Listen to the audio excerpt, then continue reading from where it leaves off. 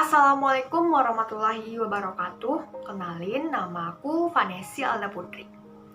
Di video kali ini aku bakal cerita sedikit tentang gimana aku selama jadi K-popers.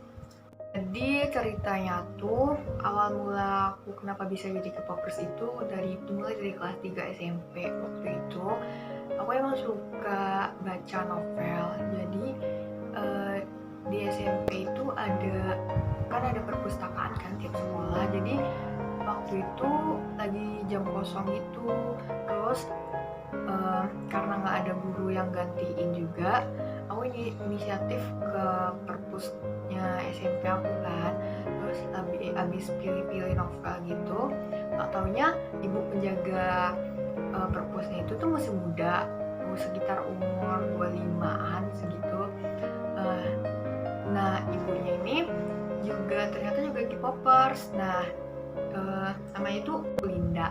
Nah, Bu Linda ini fandomnya masuk ke fandom ARMY, fans BTS. Jadi waktu itu tuh Bu Linda ini lagi lihat MV atau musik videonya BTS yang judulnya tuh Not Today.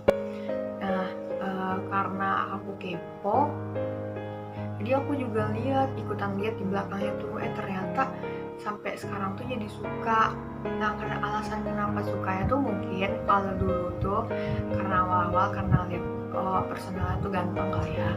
Tapi kalau yang pas udah SMA akhir-akhir itu jadi kayak lebih ke ngeliat gimana perjuangan mereka dari awal jadi trainee sampai sekarang bisa jadi artis sesukses ini, gimana struggle-nya mereka. Bahkan mereka tuh dianggap gak bakal bisa sesukses sekarang, dan udah diprediksi sama Kinets gitu kalau boy group mereka tuh bakal disband gitu dalam waktu dekat. Karena yang pertama itu agensi mereka dari agensi kecil, bisa dibilang agensi miskin, karena waktu itu buat rekaman aja mereka sampai pakai garasi mobil buat jadi studio rekaman. Dan di dorm mereka sekamar bertujuh di ruangan yang gak terlalu besar, dan itu tuh kayak sempit-sempitan gitu, pakai kasur yang tingkat-tingkat gitu. Nah, dari sana mereka gak peduli caci makiannya Kinet. Bahkan ada yang bilang kalau hasil karya mereka tuh ada plagiat ke boy group yang lain. Pokoknya lama-kelamaan jadi alasan suka ke mereka tuh selain karena emang suka lihat orang dance, mereka kan bisa ngedance, masing-masing tuh bisa ngedance gitu kan. Terus emang karena suka lihat itu juga karena jadiin motivasi dengan perjuangan mereka yang segitunya sampai jadi kayak sekarang ini. Tapi selama jadi, mungkin ini juga kayak kejadian buat K-popers di Indonesia atau mungkin dimanapun itu, kalau K-popers tuh kurang diterima gitu, apalagi terutama buat cowok-cowok. Buat sebagian cowok itu sering dikatain apalah gitu, plastik atau apa. Padahal kalau dilihat dari dicek Google itu negara yang paling tinggi nomor 1 operasi plastik itu bukan dari Korea tapi dari Amerika. Dan mereka tuh kayak seolah kayak nggak terima gitu loh dengan para boy group ini. Dan dulu SMP atau SMA gitu aku juga sering dapat kayak hinaan gitu, padahal yang dilihat tuh bukan cuma dari segi tampang tuh kayak cuma urutan kesekian.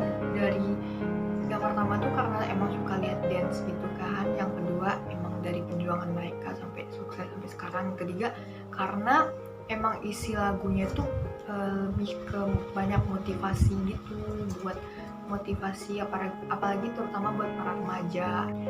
Dan juga banyak orang yang nganggep aneh kalau K-popers itu beli kayak album, merchandise atau apapun itu barang-barang tentang K-pop. Padahal mereka tuh nggak tahu kalau itu tuh bisa dijadiin kayak investasi gitu.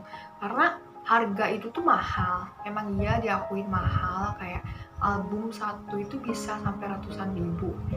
Dan itu buat dikoleksi kan. Tapi suatu saat itu tuh bisa dijual lagi dengan harga yang kadang kalau kolektor K-popers yang sebagai kolektor itu mereka yang emang udah kaya, mereka tuh nggak bakal mikir harganya berapa, asalkan itu barang ada, mereka bakal bayar berapapun.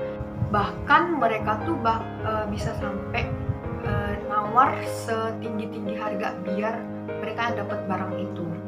Mungkin ini termasuk topik sensitif ya buat para beberapa orang yang emang gak suka itu. Tapi saran dari aku, cukup hargain apa yang jadi kesenangan orang lain tanpa harus ngebacotin orang itu kayak gimana ya.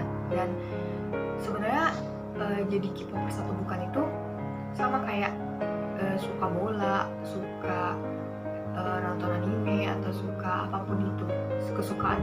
Karena setiap kesukaan orang itu kan beda-beda, jadi cukup dihargain aja gimana cara mereka ngehibur diri mereka sendiri. Karena kita sendiri pun juga nggak tahu hal apa aja yang bisa jadi kebahagiaan tersendiri buat orang itu. Mungkin sekian dari cerita pengalaman aku kali ini. Saya akhiri video ini. Terima kasih sudah menonton. Assalamualaikum warahmatullahi wabarakatuh.